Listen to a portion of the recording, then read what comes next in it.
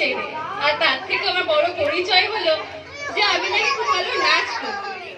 তো কথায় আছে যে রাধে সে কিন্তু চুলও বাঁধে। আমি জেভিয়ার্স কলেজের স্টুডেন্ট, এখন সেকেন্ড ইয়ারে পড়ছি, থার্ড সেম। তো হ্যাঁ, আমি নাচ করি ঠিকই, এটা ছোটবেলাকার আমার একটা ভালোবাসা। হ্যাঁ, সত্যি করি, এটা ভালোবাসা, নাচটাই আমার জীবন। তো এখন আমি গিটার শিখছি, প্লাস এখন আবৃত্তিও করা শুরু করেছি। আবৃত্তি আমার গুরু হলো এই সজল কাকু, তিনি আমার স্যার, আমার কাকু, আমার জেঠু, সবকিছু। আর সর্বোপরি না বললেই নয় যে আমার বাড়ি, তো আমার মা বাবা, দিদি আর বন্ধুদের এই সাপোর্ট ছাড়া আমি হয়তো এত দূর এগোতে পারতাম না। যারা আমাকে প্রতিনিয়ত বলে, হ্যাঁ পিউ তোকে কিছু করতে হবে, তোকে তোর নিজের পরিচয় নিজেই তৈরি করতে হবে। তো আমি আমার সকল গুরুজনদেরকে প্রণাম জানাই, শুভ দোলের অনেক শুভেচ্ছা জানাই, এবং আমি আমার স্যারকে প্রণাম জানিয়ে আমার লেখা একটি টক ঝাল মিষ্টি গল্প, নিজের লেখা, সেটা তোমাদেরকে শোনাচ্ছি। হ্যাঁ, ভুল ত্রুটি হতেই পারে, প্রথমবার এই আবৃত্তিটা আমি তোমাদেরকে বলছি, আবৃত্তি বলা ভুল, গল্প পাঠ, তো ভুল ত্রুটি মার্জন্য। তোমাদের কেমন লাগলো জানি না। ফাল্গুনের রং বাহার নিয়ে সে এক অন্যরকম দোল। আমার নাম তিতাস, রামধনুর মতো 7 রং মেশানো আমার জীবন। কতই বা বয়স, 25 কি 26? পড়াশোনা শেষ করে আমি শান্তিনিকেতনে মিউজিকের ম্যাডাম হলাম। তখন প্রকৃতির মতো আমার মনেও বসন্তের ছোঁয়া। এখন প্রায় 4 বছর ধরে আমি মণিপাল হসপিটালে একটি বেডে শুধু শুয়ে থাকি আর আকাশের দিকে চেয়ে থাকি। দেখি কখনো খটখটে রোদ, কখনো বৃষ্টি, কখনো বা কৃষ্ণচূড়া, শিমুল, পলাশ আর অশোক ফুলে রাঙানো থাকে নীল দিগন্ত।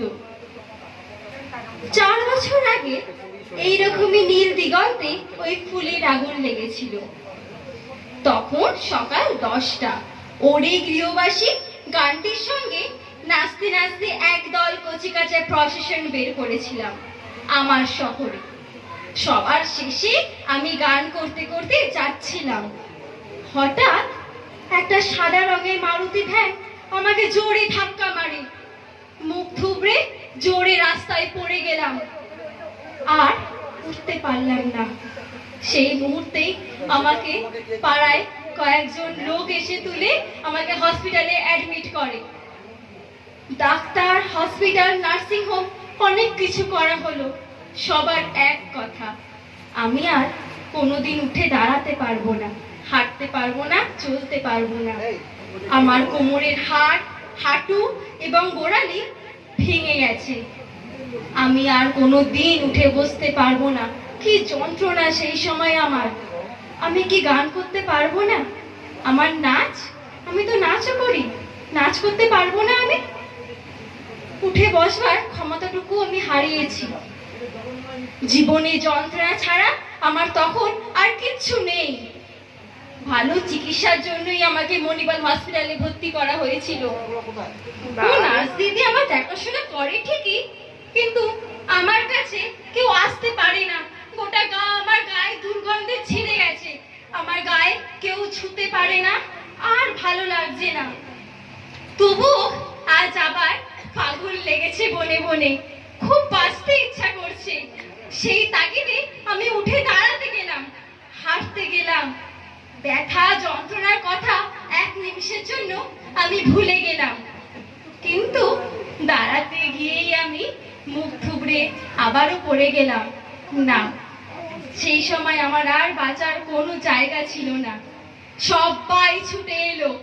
হঠাৎ করে মনে হলো এই সুন্দর রঙের দিনে আমাকে কালো আবির যেন গ্রাস করে আসছে, আর বোধহয় আমি বাঁচতে পারবো না। না, সকলে খুব ভালো থেকো। শেষবারের মতো নিজের প্রিয়জন, নিজের ভালোবাসার মানুষ, নিজের পরিবারের মানুষদের সাথে একবার দেখা করার ইচ্ছে ছিল, একবার জড়িয়ে ধরার ইচ্ছা ছিল।